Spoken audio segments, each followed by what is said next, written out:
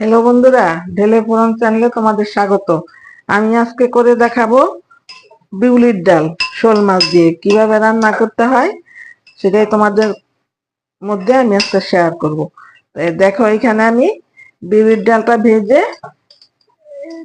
এই যে এটার মধ্যে কাহালের মধ্যে দিয়ে আমি কিছুটা ভেঙে নিয়েছি। দেখো, এবার আমি এই যে উনানে আবার গরম জল বসিয়ে দিয়েছি। এখানে আমি ডালগুলো ঢেলে দিব, অল্প অল্প করে ঢালবো আর নাড়বো। এবার আমি ডালগুলো আস্তে আস্তে দেবো আর নাড়তে থাকবো, কারণ একবারে দিয়ে দিলে দলা পাকিয়ে গেলে কিন্তু সেই ডাল আর সে দলা সহজে ভাঙতে চাবে না আর সেদ্ধ হবে না। দেখো, দিয়ে দিলাম। এবার যতক্ষণ না ফুটছে ততক্ষণ আমি অপেক্ষা করবো, তোমরা দেখতে থাকো। আর এই ডালটা আমি বন্ধুরা বাজার থেকে বাজার ডাল নিয়ে এসেছিলাম, এনে আবার ঘরে একটুখানি ভেজে নিয়েছিলাম। ভেজে নিয়ে তারপর খুব ভালো করে ধুয়ে তারপর আমি হাম্বল দিস্তার মধ্যে হালকা ভেঙে নিয়েছি। তোমরা ইচ্ছা করলে ব্লান্ডারে দিয়ে ভাঙতে পারো, তো পুরো আবার ফাঁকি করলে ভাল লাগবে না, মানে একটু গোটা গোটা থাকবে। ওই ডালটাই রান্না করলে খুব টেস্টি হয়। তোমরা দেখতে থাকো বন্ধুরা। আমি এখানে 250 পরিমাণ ডাল নিয়েছি। এবার আমি যে ডালের উপরে যে ফেনাটা উঠছে সে ফেনাটা আমি ফেলে দিচ্ছি, দিয়ে তারপর আমি নুন দিয়ে দেব। ভালো করে ফেনাটা ফেলে দিতে হবে, না হলে ভালো লাগবে না খেতে। আর এই দেখো, এখানে পরিমাণ মতো নুন নিয়েছি, সেই নুনটা আমি দিয়ে দিচ্ছি। বন্ধুরা, আমি এখানে 2 ইঞ্চির মতো আদা নিয়েছি। আদার অর্ধেকটুকু আমি বেটে দেবো আর অর্ধেকটুকু আমি থেতো করে নেব। দেখতে থাকো। দেখো, আমি এখানে এই যে শোল মাছ নিয়েছি আর এক এক টুকরা কাতল মাছের মাথা আছে, রুই মাছের মাথা। এগুলি আমি এবার নুন হলুদ দিয়ে মেখে নেব। এখানে আমি পরিমাণ মতো লবণ দিয়ে দিলাম, আর দিয়ে দেব একটু লঙ্কার গুঁড়ো, আর দেব পরিমাণ মতো হলুদ দিয়ে আমি এগুলি মেখে তারপরে ভেজে নিয়ে তারপর তোমাদের দেখাবো। আর এইদিকে আমার ডালও ফুটে গেছে, এই দেখো। এবার ডালের মধ্যে আমি দিয়ে দেব পরিমাণ মতো একটু লঙ্কার গুঁড়ো, শুকনো লঙ্কার গুঁড়ো দিয়ে দিলাম, আর দেব একটু পরিমাণ মতো হলুদ। পরিমাণ মতো হলুদ দিয়ে দিচ্ছি, আর দিয়ে দেব চিড়ে রাখা কিছু কাঁচা লঙ্কা। বন্ধুরা, তোমরা লঙ্কাটা কম বেশি করে নেবে, কারণ এই বিউলির ডাল ঝাল ঝাল হলেই খেতে বেশি ভালো লাগে। দেখো, আমি এবার আর কিছুক্ষণ পরে তারপর আবার তোমাদের দেখাচ্ছি।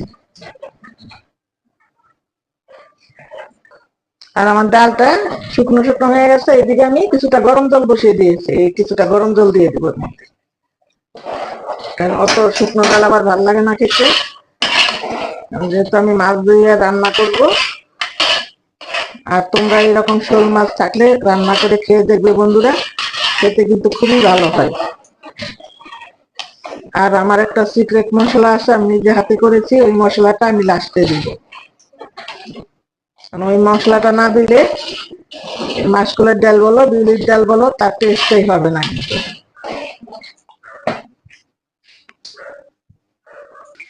সবগুলো মাছ ভাজা হয়ে গেছে, এবার আমি নামিয়ে নেব। মাথাগুলি দেখো আমি এরকম ভেঙে নিয়েছি। আর বন্ধুরা, তোমরা এই বিউলির ডাল বলো আর মাসকলার ডাল বলো, তোমরা যে কোনো মাছ দিয়ে খেতে পারবে। রুই মাছের মাথা, কাতল মাছের মাথা, শোল মাছ, তারপরে চিংড়ি মাছ, সবটা দিয়ে কিন্তু খাওয়া যায়। যারা নাকি মাছ দিয়ে খেতে জানো না, তারা এভাবে একবার খেয়ে দেখবে। যদি ভালো লাগে আমার চ্যানেলটা সাবস্ক্রাইব করে আমার পাশে থাকবে, লাইক করবে, কমেন্টস করবে, বন্ধুদের মধ্যে শেয়ার করে দেবে, আর পাশে থাকা বেল আইকনে ক্লিক করে দেবে এরকম সুন্দর সুন্দর রেসিপি পাওয়ার জন্য।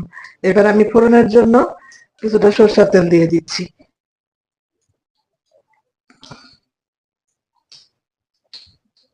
আর আমি ডালটা উনানোর থেকে নামিয়ে নিচ্ছি, নামিয়ে নিয়ে একটু কাটা দিয়ে ঘোটা দিয়ে নেব।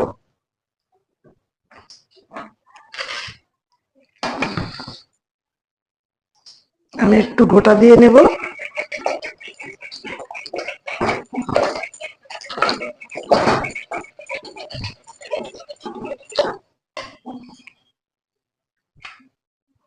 দেখো এই ঘনত্বটা এরকম হয়েছে। এবার এর মধ্যে আমি বেজে রাখা মাছগুলো দিয়ে দেব।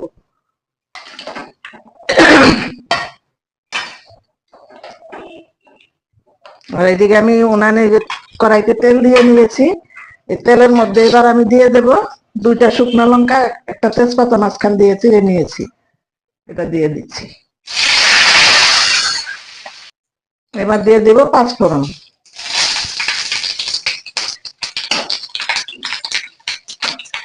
এবার দেব থেতো করা আদা।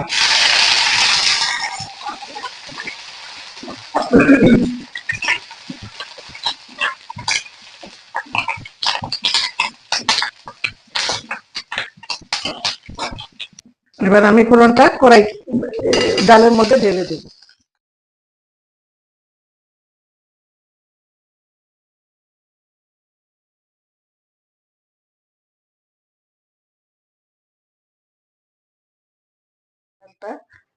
সাবস্ক্রাইব করে নেবে, আমার পাশে থাকবে, আর পাশে থাকা বেল আইকনে ক্লিক করে দিবে এরকম সুন্দর সুন্দর রেসিপি পাওয়ার জন্য।